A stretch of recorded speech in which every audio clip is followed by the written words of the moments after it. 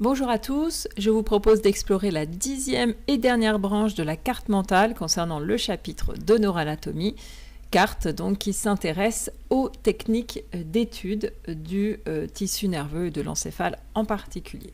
Voici la carte et voici la branche qui va nous intéresser, qui porte donc sur ces techniques d'étude.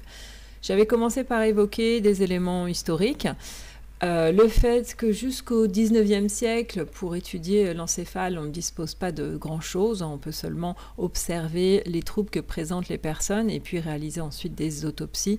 Donc on peut dire que jusqu'au 19e siècle, on se contente de faire des dissections et des corrélations anatomo-cliniques.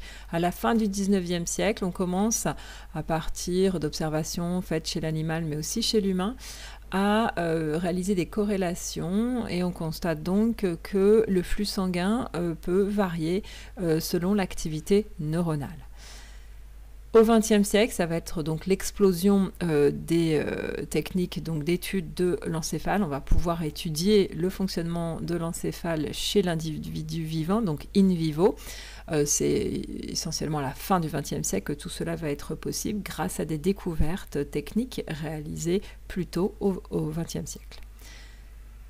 On peut identifier deux grands types d'imagerie, ce que l'on appelle l'imagerie anatomique, qui va être une imagerie figée, elle va donner lieu à l'obtention de clichés qui vont être figés, et puis d'autre part l'imagerie fonctionnelle. Commençons par l'imagerie anatomique. J'ai évoqué deux dispositifs, le scanner qui va utiliser donc des rayons X qui vont pénétrer dans le corps et qui vont être absorbés différemment par les tissus, ce qui va permettre ensuite, grâce à un système qui va pouvoir récupérer les rayonnements, de construire des images donc de l'encéphale. L'IRMA, c'est une autre technique, donc ça veut dire imagerie par résonance magnétique nucléaire anatomique. Anciennement, on l'appelait la RMN, mais on a mis un peu de côté le terme nucléaire qui pouvait faire peur parce qu'il faisait penser effectivement au nucléaire. Donc, on parle maintenant plutôt d'imagerie par résonance magnétique, et en tout cas, le A veut dire anatomique. Donc, on va effectivement là aussi récupérer des clichés assez figés. Pour réaliser donc cette imagerie, on va soumettre l'individu grâce à un appareil spécifique à un champ magnétique. Ce champ magnétique est réglé de façon à mettre en résonance les atomes d'hydrogène du corps, ce qui va permettre de récupérer ensuite les signaux électromagnétiques des différents tissus qui vont émettre des signaux différents selon leur composition, ce qui va là aussi permettre ensuite de reconstituer des images. Nous avons ensuite évoqué l'imagerie fonctionnelle. Souvent on parle d'IFC, ce qui veut dire imagerie fonctionnelle cérébrale. Nous avons envisagé deux types de techniques, des techniques indirectes et des techniques directes. Pour commencer, les techniques indirectes sont caractérisées ainsi parce qu'il s'agit de techniques qui ne vont pas directement détecter l'activité des neurones. Ce sont des techniques qui vont détecter des changements hémodynamiques qui eux-mêmes sont induits par l'activité neuronale. On identifie deux types de techniques, l'IRMF, ce qui veut dire IRM fonctionnel.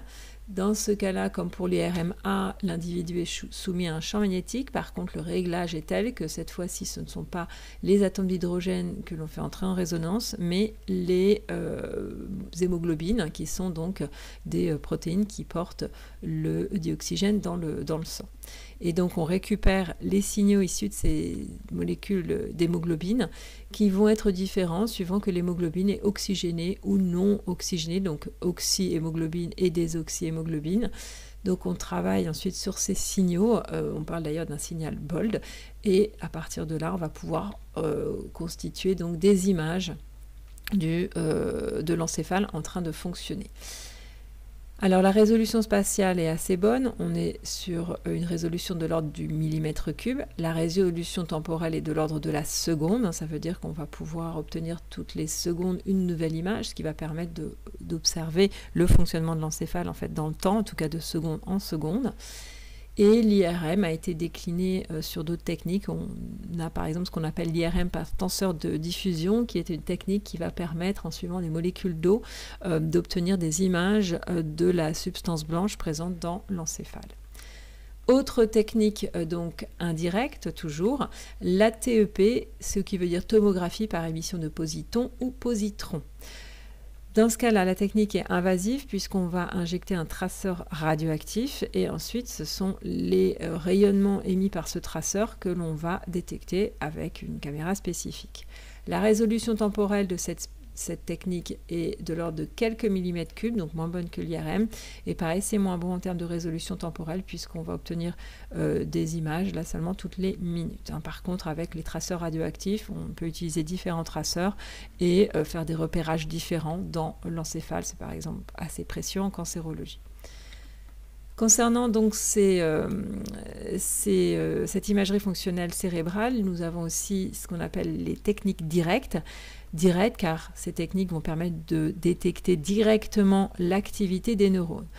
On dispose de deux types de techniques. L'EEG, qui correspond à l'électroencéphalographie, qui est une technique assez simple à utiliser et assez peu onéreuse, qui va permettre de détecter l'activité électrique des neurones. Et j'avais évoqué l'utilisation de l'EEG en recherche à travers une méthodologie qui est celle des potentiels évoqués. La résolution spatiale de l'EEG n'est pas très bonne, on est autour de quelques centimètres cubes. Par contre, la résolution temporelle est excellente puisqu'on est sur une résolution de l'ordre de la milliseconde. Autre technique, la MEG ou magnétoencéphalographie, qui est une technique qui va permettre de détecter les champs magnétiques produits par les neurones, plus exactement les champs magnétiques qui sont dus à l'activité électrique des neurones. Alors la résolution spatiale est assez bonne, on est sur quelques millimètres cubes et on a une résolution temporelle qui est excellente puisqu'on est sur une résolution de l'ordre de la milliseconde. Alors en revanche, cette technique est extrêmement coûteuse et du coup encore assez confidentielle. Donc nous avons, avec cette branche, terminé l'exploration de cette carte concernant le chapitre de neuroanatomie et vous pouvez retrouver donc toutes les cartes ainsi que la carte complète sur mon site, donc drpnevu.free.fr. Donc je vous dis à bientôt.